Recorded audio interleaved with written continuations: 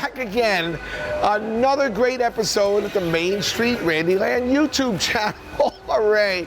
I'm laughing because I have so much fun doing these episodes, and my camera guy just shakes his head because he doesn't know what I'm going to say next. And I say all this good stuff, and people know that I'm saying stuff in fun a lot of times. Some things are very serious, but some things are fun.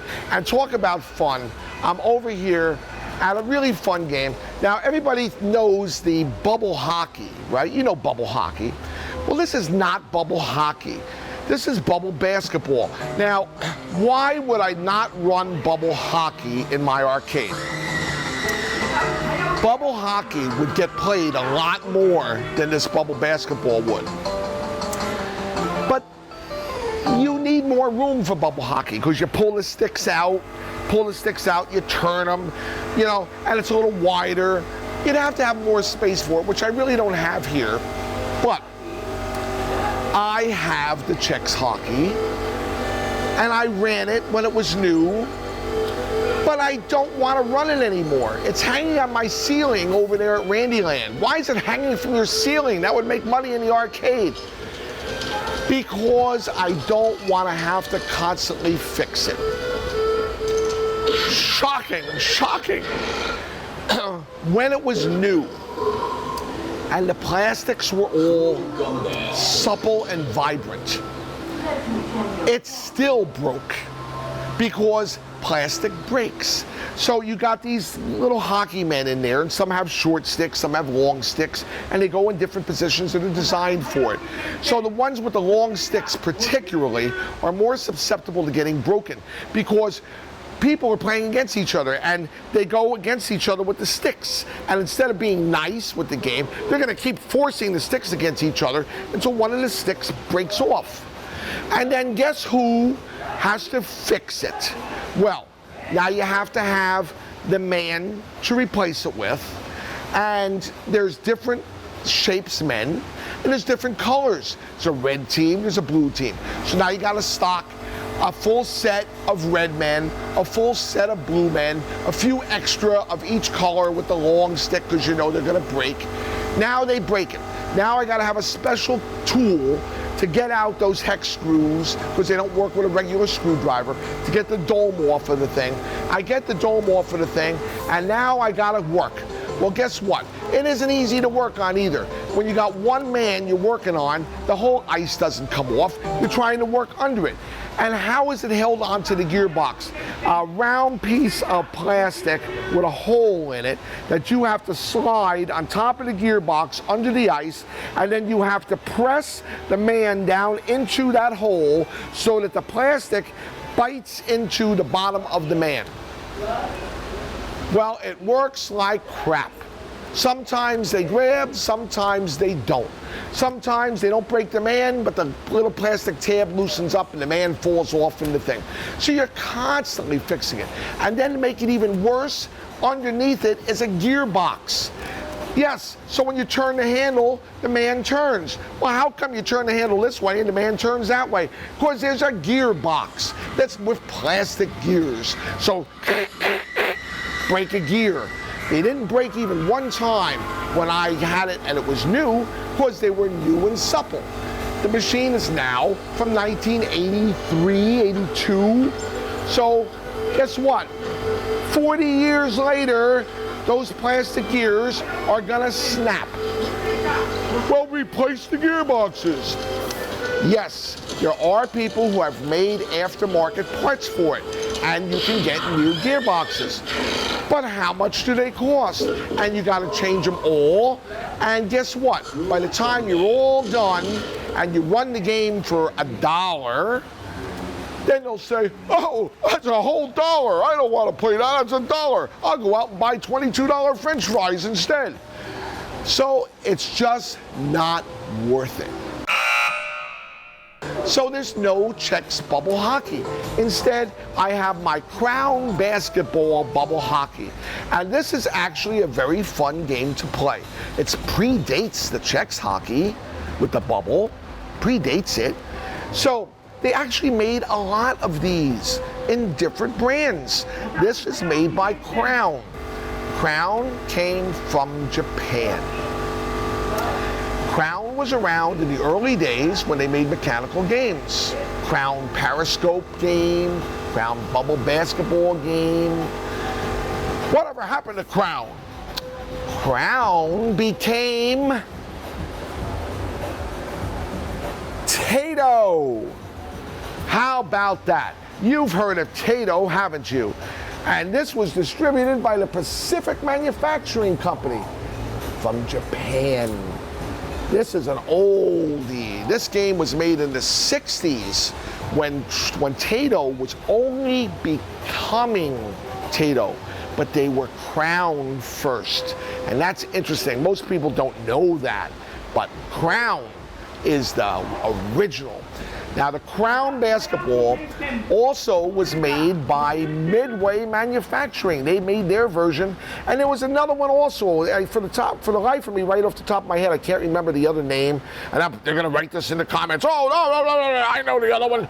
But it was also made by at least one other company. Same idea. Some had round buttons. Some had square buttons. This has rectangular buttons. This was actually the good one. On the Crown, I can play against an opponent, or I can play by myself because they thought ahead. So you play against the computer. Isn't that neat? A computer game back then. So you have to put your money on that side. Well, you put the money in the hole on the top. It doesn't look like today's coin slots. And look, 20 cents for 2 players. 20 cents. So that originally took dimes, and you put in 1 dime to play alone, 2 dimes to play your opponent. Well, now it's 2 quarters for each player. So not only do you have to put in 2 coins for each player, but you got to put in 4 coins for 2 players. So yes, it had to be modified. Some awful person modified it. So you have to put in your coins. Now I'm going to play with myself right in front of everybody. So you see the ball, oh, look, it shot it back at me. I didn't touch it, 15. Okay, number 1, you gotta be fast. Number 9, oh, it was faster than me. Oh, where is it? Number 8, oh, it was faster than me. 6, 2, 13. I gotta get the number before the machine, it got a basket on me. Get out of here. Or number 15 is gonna go in, I gotta anticipate. Number 1. You got to push the number where the ball is before the opponent pushes the number. I want to get at least 1 against the computer. I got 1. All right. Can we get another one? Over here. Number 12. How about 15? Another one. I think I can get my score that time. Number 2.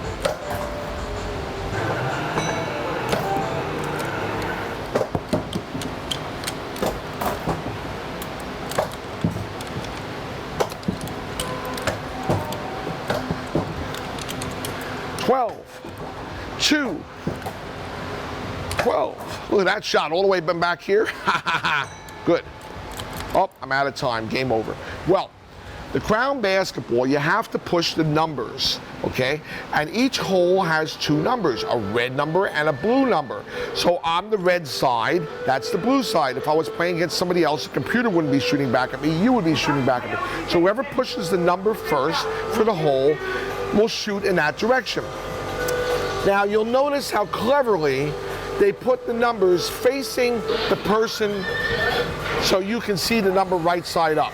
Like when I look at number 11, okay, the 5 is upside down. When I look at the 9, the 7 is upside down. Do you know how many people will look at the ball in number 9 and try to push number 7 because they see the 7 upside down, or they'll see the 5 upside down? Well, the 11 is right side up, and it's your color. Why would you push the 5 that's upside down? I mean, they do this all the time. And then they say to me, look, it's not working. I'm pushing number 9. Well, it's not in number 9, it's in number 7. Oh, and they push the button there. So it's a fun game, but this is one of the games from back in the day where you had to have a little bit of intelligence, okay? Today, it's difficult for some people to comprehend how to play without me explaining it to them. So, as I look inside, what's in here? Well, you can't see too much. What you see in here, you see all those solenoids. There's 2 solenoids under each hole. One shoots at one direction, the other shoots in another direction. And if you stop and think about it, they really spent a lot of engineering to just position those solenoids in just the right position so that they would hit to get that basket. Otherwise, you'd never get the basket. I mean, they're aimed pretty well. What is this up here? That's my coin counting system over there. It's counting. Yes, it's a Randy circuit, and it's made by me, and it counts coins. Now, on the other side of this machine, look at this. Even an identification chart. Which relay is where? Isn't that neat? Oh, oh, oh, oh, oh, oh. What do we have? Oh, I ripped it a little bit. We have blueprints. Schematic diagrams from Crown. It's a number 902. As if they made a model 903? I don't know. Pacific Manufacturing Company Ltd. So it's not like they were just a distributor, they made this. So it's a relatively simple circuit. Maybe it slides out. Look how smart. Aren't they clever? I could actually remove this whole assembly if I unplug the Jones plugs on the different sides. Now, you have your different relays, you have your stepper units, which are controlling how many people are playing on your scores. Okay, you have your scoring back here, scoring, and I think this is a timer unit, and then this is how many people are playing. So you have 2 scorers, 1 time, how many people are playing, your relays over here are doing your control circuits, this is your game over circuit for your on and off. It used to use a timing circuit here that went around, and it would be a multiple thing. It would have to hit one switch here, and then the other switch there. As this would go around, this would hit this one, this would hit that one, and that's how it knew to step up for your timing. And it would have a getting close to the end buzzer for the last time around that was going to cycle. But you know what? Problematic. I try to make things a little less problematic, so I put in a little timer module that is actually controlling the time rather than this unit here, because it works every time. It doesn't get stuck, and if it breaks, I can always go back to the old system. You see? And I have a jumper wire. Look, he's got a jumper wire. Why is he jumping that? Obviously because there was a system problem and I needed to jump it. So it's working the way it is. See? I knew where to jump it because I had the blueprints and I can beat them. My favorite is over here on this side. See that spring? That's an original spring. See this spring? Look at that crappy spring he's got on there. Ha ha ha ha. Well, I have that crappy spring on there because this relay is dying. He's been used 15 zillion gazillion times, and he's worn out and he's tired. He cannot energize like he should. So if I had the original spring on there, this relay would not function half of the time. So I have him adjusted very easily, and he has a very lightweight spring so that he can still function and the game is still alive. Well, why don't you just change the relay? I could, but it's still working. So why would I want to take him out when he's there with his friends? He's there with his friends all his life, so he might as well stay as long as he can. So where is that remote control automatic computer thing that goes around? Your computer is right here, and it goes around and around and around, and it turns, and it's a scan unit. And it scans the holes for where the ball is. And then it decides to hit the ball if you're playing against the computer. So a scan unit is always good when you're doing electromechanical circuits.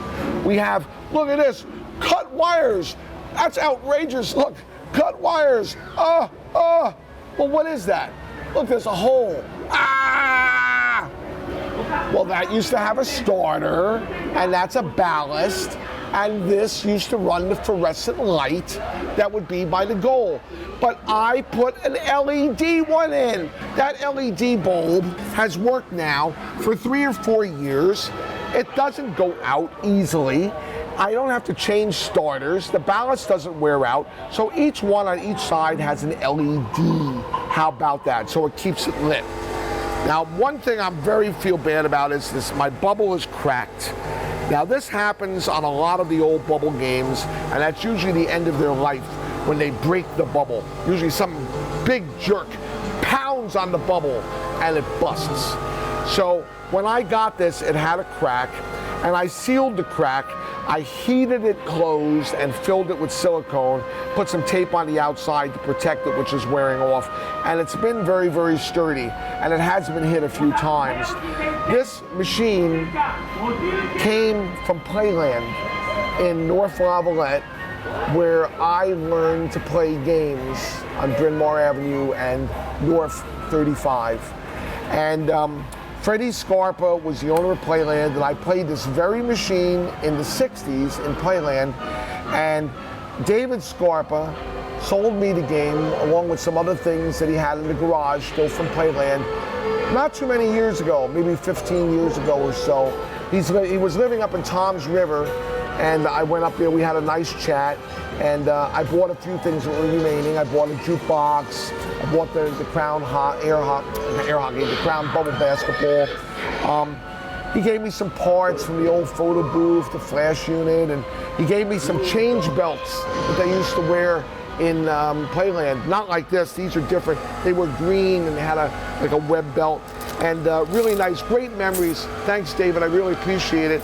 And we remember Playland by having this right here at the Retro Arcade and Fascination on the boardwalk. And I keep it running. People still enjoy it just like I did. I had my little hands on those very same buttons, pushing these very buttons, usually with my sister or my mom or my dad on the other side.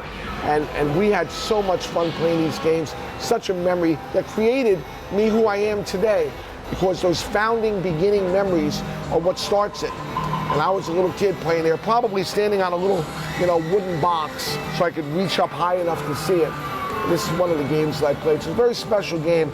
So next time you play it here in the Retro Arcade, give it love and understand that this is a game that I played when I was a little Randy, and you can play it right here at the Retro Arcade and Fascination. So I'm going to leave it there. We will see you next time for another fun-filled episode of the Main Street Randyland YouTube channel, filled with information, fun stuff, and a lot of heart. A lot of heart, because this is where it all begins. It begins with memories, and you make your memories for your kids today, because tomorrow's memories are made today. We'll see you next time, guys. Bye-bye.